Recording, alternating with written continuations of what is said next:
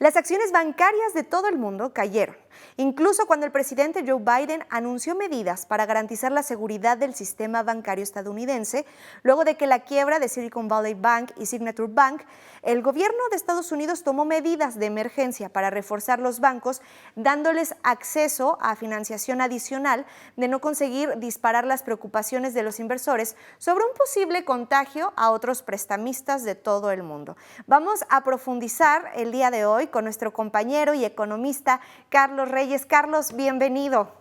Hola Gloria, gracias, buenas tardes y gracias por tenerme aquí en tu espacio. Al contrario, es un gusto tenerte en este horario, como bien lo comentábamos. No estamos en la tercera, estamos en la segunda y de verdad que es todo un placer poder contar contigo y pues con toda tu experiencia el día de hoy.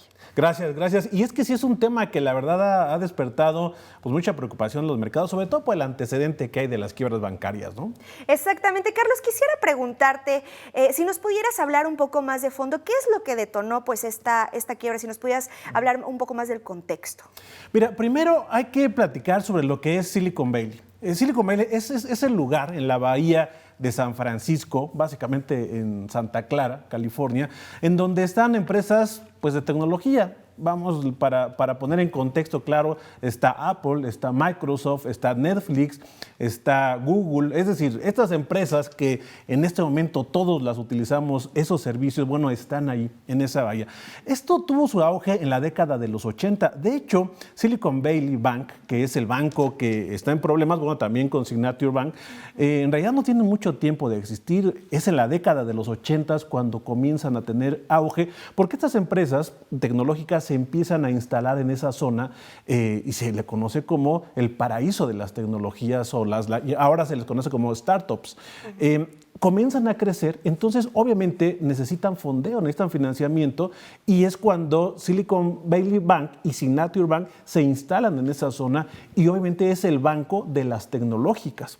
Y este es un auge que está la década de los 80, los 90 y hasta nuestros días. Lo que pasa es que hemos tenido un problema de inflación a nivel mundial y todos lo hemos comentado. Esto nos ha llevado a que las tasas de interés también en todo el mundo se hayan incrementado desde prácticamente todo el año pasado y lo que va de este 2023. Esto tiene un costo, Gloria. En realidad, el controlar la inflación a través de las tasas de interés es la medida de política monetaria que tienen en todo el mundo, pero hay un costo. Y esto que estamos viendo es el costo. Primero, la falta de crecimiento en los países y también porque cuando tú subes las tasas de interés, los bonos dejan de ser atractivos. Entonces los bancos, por ejemplo Silicon Valley, que compró bonos para hacer frente a todos sus inversionistas, compró bonos y eran caros.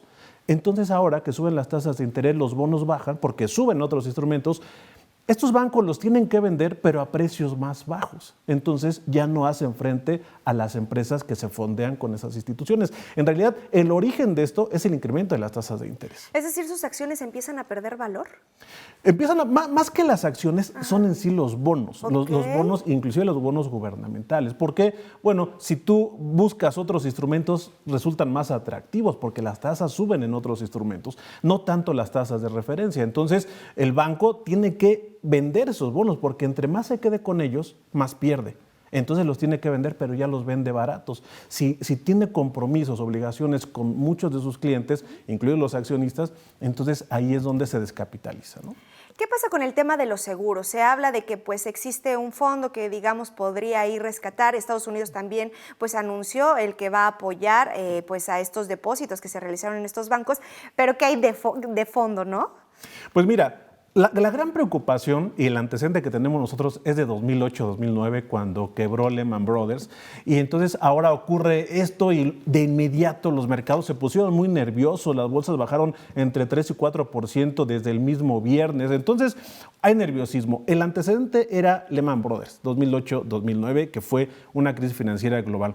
Precisamente a partir de esos años hubo este tipo de coberturas o seguros para que los ahorradores no perdieran todo en caso de una quiebra bancaria. Estados Unidos lo ha implementado. Aquí en México tenemos una figura muy parecida que es el IPAB. Es decir, si tú tienes recursos en el banco, 400,000 UDIs, porque se miden UDIs, alrededor de 1,5 millones de pesos. Si tú tienes esos recursos en el banco, aunque quiebra el banco, el IPAB te responde, ¿no? Te va a reponer eso. Aquí el problema es cuando tienes más de ese dinero. Ahí ya no te lo va a cubrir y entonces hay problemas con los ahorradores. Hay coberturas, Estados Unidos tiene esas coberturas también hasta cierto nivel, pero más que eso, Gloria, ¿sabes lo que detuvo una crisis mayor en estos días? Que Estados Unidos de inmediato, las autoridades financieras intervinieron, Silicon Valley Bank, lo adquirieron, que de hecho ya lo pusieron a la venta en una parte, por ejemplo la de Reino Unido, y la compró HSBC.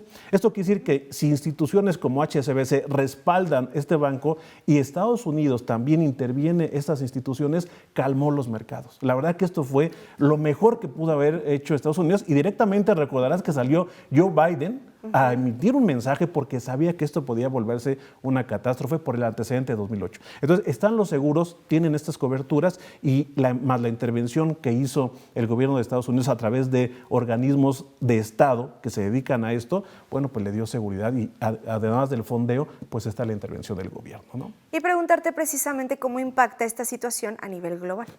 Sí va a impactar, obviamente sí va a impactar porque todos los mercados, el sistema financiero es un sistema global. No es para pensar que es algo como 2008-2009. Silicon Valley Bank no está en el top 10 de los bancos más grandes de Estados Unidos. De hecho, su capitalización es alrededor de $200,000 millones. Se ubica antes de la quiebra en el lugar número 16 entre los bancos estadounidenses. Y digo, es un banco grande, obviamente es un grande, pero es un banco, al igual que Signature Bank, muy enfocado a las tecnológicas. De hecho, Signature Banks es prácticamente una institución bancaria especializada en criptomonedas. Y las criptomonedas no todos estamos familiarizados con eso. Por eso no se va a hacer una crisis global. Sí nos vamos a meter en un problema porque además, como la inflación sigue, se van a tener que seguir incrementando las tasas de interés. Los bonos van a seguir bajando de precio. La gran ventaja es que todas las instituciones bancarias ya se dieron cuenta de lo que puede ocurrir y también ayer, por ejemplo, Donald Trump criticó a Joe Biden por esta situación, cuando en realidad fue Donald Trump en el que durante su administración aligeró la supervisión a las instituciones financieras. Obviamente lo utilizan políticamente y culpa Donald Trump a Joe Biden, pero el culpable en parte de esto fue Donald Trump porque aligeró la supervisión a las instituciones financieras. ¿Qué tan frágiles son las instituciones financieras en Estados Unidos? Bueno, ayer Moody's, esta calificadora, una de las calificadoras más reconocidas a nivel mundial, puso en perspectiva negativa el sistema financiero, los bancos de Estados Unidos. Entonces, sí se vuelve vulnerable. Vamos, el tema es la globalización, ¿no?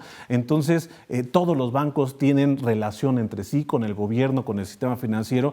Entonces, vamos, el sistema financiero es vulnerable. Pero también hay una cosa, desde que el mundo se volvió global, a partir de estas políticas neoliberales que tanto hemos oído recientemente en nuestro país, a partir de ello también existen mecanismos de protección. No se han utilizado en algunos casos, pero creo que en este momento los bancos, por ejemplo, en el caso de México, están lo suficientemente capitalizados como para hacer frente a una condición de esta manera. Tenemos el IPAB, que el antecedente es muy político, muy crítico, es el FOBAPROA, y también el FOBAPROA, no es políticamente correcto hablar del FOBAPROA, pero la verdad es que tiene garantizados los recursos de muchos mexicanos. Entonces, sí hay que aprender a vivir con la volatilidad, con la incertidumbre. Eso es el mercado financiero, así se juega en las finanzas.